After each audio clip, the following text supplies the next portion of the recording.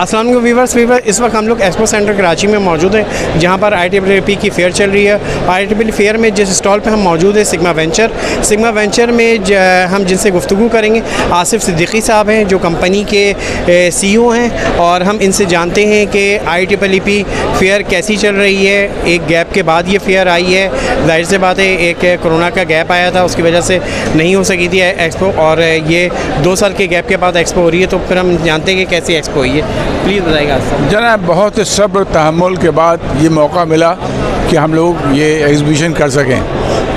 Covid के चक्कर में हो ही नहीं पा रहा था, तो अब की सारी भिड़ास निकाल दी। In other words, I think we are doing very well. I can see from the crowd कि रिस्पांस बहुत अच्छा है। इतना अच्छा रिस्पांस इससे पहले कभी नहीं हुआ, तो मैं समझता हूँ कि it has been a success now. और इसमें ज़्यादातर जो वेंडर्स हम सब एक्सपेक्ट कर रहे थे, चलाना चाह रहे थे, वो आ गए। सर, सिग्मा वेंचर के हवाले से भी थोड़ा सा बताइएगा कि कौन सी प्रोडक्ट प्रमोट कर रहे हैं आप यहाँ पर, और सिग्मा वेंचर किस तरह से वर्क कर रही है, थोड़ा सा इसके बारे में थोड़ी सी डिटेल दीजिए। सिग्मा वेंचर्स प्राइवेट लिमिटेड जो है बेसिकली पावर कंपनी है, इलेक्ट्रिकल इंजीनियरिंग पावर कंपनी। हम लोग ग्रिड स्टेशंस बनाते हैं, हम लोग डेटा सेंटर्स बनाते हैं, हम लोग ट्रांसमिशन लाइंस बिल्ड करते हैं, अंडरग्राउंड केबल्स ले करते हैं, वगैरह वगैरह वगैरह। टेलीकॉम सिस्टम्स बनाए हैं हमने बेताशा। अब हम आजकल कंसंट्रेशन हमारा जो है सोलर सिस्टम्स पे हो रहा है, क्योंकि उसके बगैर गुजारा नहीं है। तो we are on the renewables. हम लोग सोलर सिस्टम भी लगा रहे हैं, विंड टर्बाइंस भी लगा रहे हैं, छोटी, not the big ones, the small one, जो कि कमर्शियल और इंडस्ट्रियल यूज़ के लिए हों। और ये तो बिल्कुल डेफिनेट फैक्ट है कि बगैर अपना जनरेशन किए हुए आजकल इस करंट यूटिलिटी प्राइसेस से किसी इंडस्ट्री या किसी घर या किसी भी कमर्शियल का गुजारा नहीं है। तो जो कोई भी अफोर्ड कर सकता है, जिसके पास इतनी स्पेस अवेलेबल है कि वो सोलर सिस्टम लगा सके, उसे लगा लेना चाहिए, नहीं तो बेवकूफ़ी में शुमार होगा।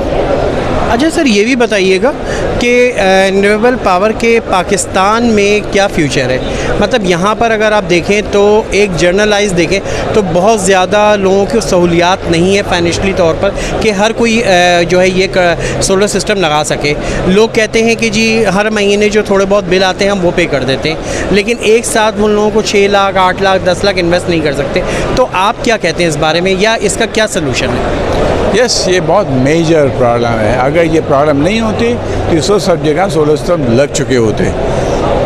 एक ज़माने में गवर्नमेंट ने लोन का अनाउंसमेंट किया था कि 6% पे बैंक से लोन मिल रहे थे, लेकिन बहुत सारे लोग हैं जो लोन पे नहीं जाना चाह रहे हैं। तो उनके लिए मेरा सजेशन ये है कि हम सोल्यूशंस देते हैं उनको सोल्यूशन ऐसे देते हैं कि भाई आप 5 किलोवाट लगाना चाह रहे हैं, लेकिन 5 किलोवाट के पैसे नहीं आगे बाद, तो आप ये कीजिए कि 5 किलोवाट के इन्वर्टर लगा लें आप, और पैनल अभी कम लगा लें, हल्के हल्के जैसे जैसे पैसे आते जाएं पैनल लगाते जाएं, अपना सोलर सिस्टम बिल्ड करते जाएं। इसकी लाइफ क्योंकि 25 साल होती है, तो वो मतलब ये कि इतने दिनों में आप सारा एडजस्ट कर ही देते हैं। आपका इसका पे बैक पीरियड आजकल जो टैरिफ चल रहा है उसके हिसाब से 2 साल से ज़्यादा नहीं है। 2 साल में सारे पैसे वापस आ जाते हैं आपके। तो जितना भी इतना रिटर्न तो दुनिया की किसी भी इंडस्ट्री, किसी भी इन्वेस्टमेंट में है ही नहीं। 2 साल में वापस आने का मतलब ये है कि 50% पर एनम, 50% एनम तो बहुत ज़बरदस्त इंडस्ट्री है। बल्कि स्मगलिंग ही नहीं होता है और किसी में इतना नहीं होता। तो मेरे ख्याल में जो नहीं लगा रहा है वो बहुत बेवकूफ़ी कर रहा है। उसे कहीं से भी भले छोटा सा सिस्टम लगाए, लेकिन लगा ले।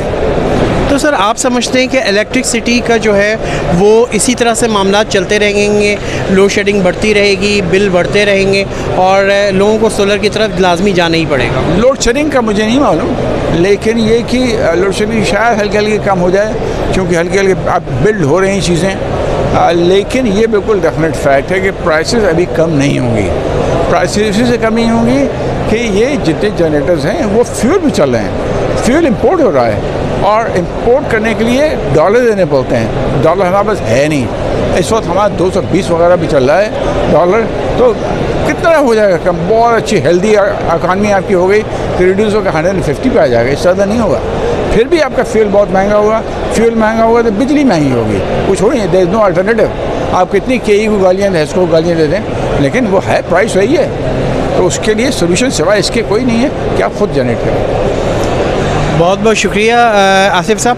सिर्फ एक लास्ट क्वेश्चन के आप एक चीज़ और इम्पोर्टेंट बताना चाह रहा हूँ वो ये, स्पेशली फॉर इंडस्ट्रीज़ जहाँ की लोड 100 किलोवाट से ज़्यादा है, उनके लिए बहुत अच्छा सोल्यूशन है। देखें, जो ग्रिड टाइट सिस्टम है उसमें जब बिजली चली जाती है तो सोलर सिस्टम काम करना बंद कर देता है। लेकिन जब इंडस्ट्री अगर है जो जहाँ की 3 फेस जनरेटर्स भी अवेलेबल होते हैं, तो उनके वहाँ सोल्यूशन ऐसे होते हैं कि जनरेटर से सिंक करके हम ये कर सकते हैं कि बावजूद बिजली जाने के उनका सिस्टम काम करता रहे और उनकी बचत होती रहे। बहुत बहुत शुक्रिया आसिफ साहब। व्यूअर्स, आपने देखा कि ये आसिफ सिद्दीकी साहब थे, सिग्मा वेंचर के सीईओ, और इन्होंने काफ़ी अच्छी डिस्कशन की और लोगों को गाइड भी किया कि रिन्यूएबल पावर की तरफ, सोलर सिस्टम की तरफ जाएं। और इसी तरह के वीडियोस को देखने के लिए इंजीनियरिंग पोस्ट को सब्सक्राइब करें। Thank you.